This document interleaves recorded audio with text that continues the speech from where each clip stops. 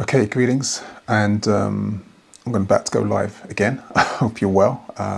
What is it? It's the 7th of July. It's all a new experiment, just trying to see how we go. Hopefully, those of you who've been watching football have enjoyed the game. England deserved to win. I don't talk football normally, but there's something about this team and the fact that it respects Black Lives Matter and stuff. I watched the game. I can't believe I did that. My father's not even with me anymore. That's the only time I used to watch football. But yeah, you know, that's not what I'm here for. But what am I here for? I said I'm going to try and keep this really short because yesterday I went on for 20 minutes and I really want to get this down to like 5-10 minutes maximum. So I'm going to go straight into it. The first news story. This is today, is this, the police have announced this ridiculous knife crime prevention order, which they're going to start running as of, tomorrow, immediately. It's going to run for 18 months for a maximum of 2 years. And this is like a knee-jerk response to what happened in Woolwich, to the stabbings we spoke about on Sunday with two young children, 15 and 16. This knife crime, which we obviously want to stop, which we want to deal with straight away. But however, this response, this knife crime prevention order, some people are saying, yes, they're being tough on crime. No, they're not. What this order now enables the police to do is stop and search 12-year-olds. 12-year-old children. I don't know if...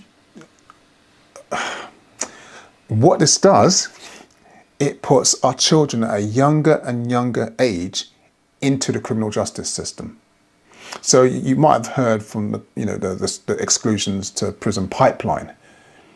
From the moment a 12-year-old goes into the criminal justice system, that's it. And there's going to be they say it's a pilot, they're going to evaluate it after 18 months, etc., blah, blah, blah, and they're going to divert young people into boxing and other things, and they're going to restrict their YouTube and social media access.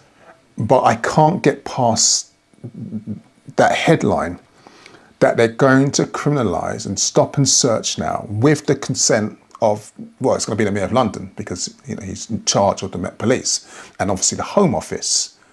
They're going to criminalise 12-year-olds, our 12-year-olds. So I'm going to leave that there. We need to keep an eye on this and see what happens. But this should be resisted. The next thing I just want to remind you about is this story that came out, I think it's around a week ago. Sorry, I say a week ago, it was around a month ago. My bad. And a friend of mine told me about this today and I completely forgot. I didn't register. I remember that there was this war chest that Priti Patel, the Home Secretary, was going to give to the police, this £10 million war chest, so that they can, crack down on crime.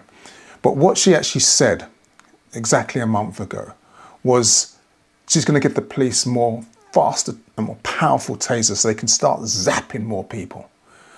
And this was because she was upset about people who are campaigning against their rights not to have the vaccine and people who are campaigning against the Kill the Bill, in the Kill the Bill protests. And that legislation, as you know, has gone through. So this is what the Home Office is planning. This is what the Home Secretary is doing. This kind of draconian kind of madness, alongside also bringing our children at the age of 12-year-old into the criminal justice system.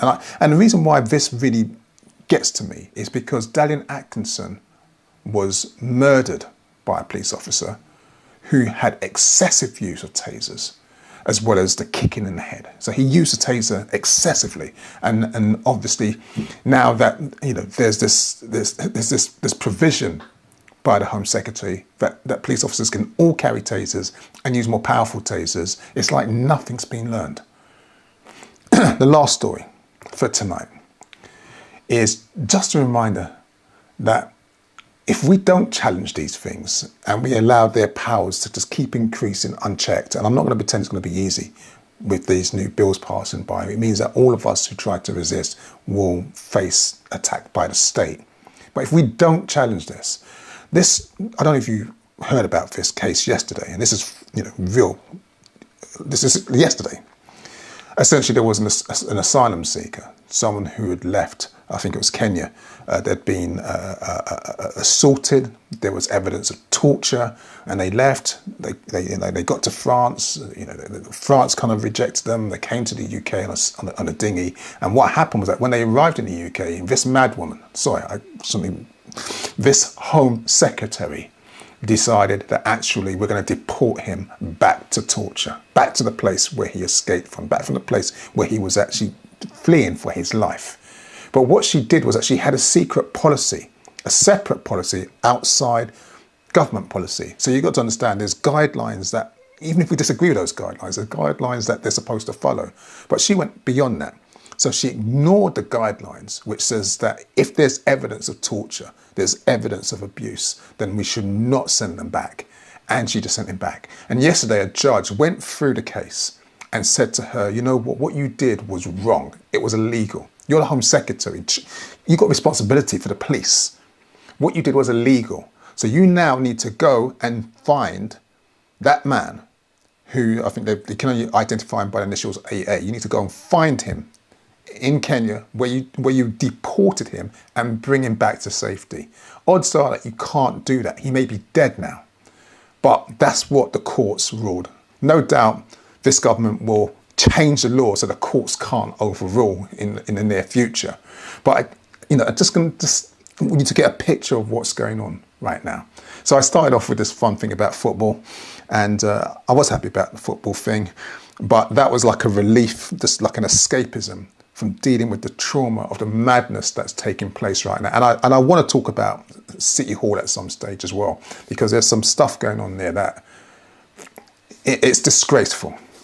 But I said I'm going to try and keep this short and sweet. I hope that's like 5-10 minutes. I have no idea how long it is. As you know, when I chat, I can go on a bit. But please, I'll try this again. I'm not going to do it every day. I'll just do it when I feel like it, and I'll keep testing the equipment and trying to change different parts of the system and stuff like that. But in the meantime, rest easy, and may the ancestors continue to guide and protect us. Ashe.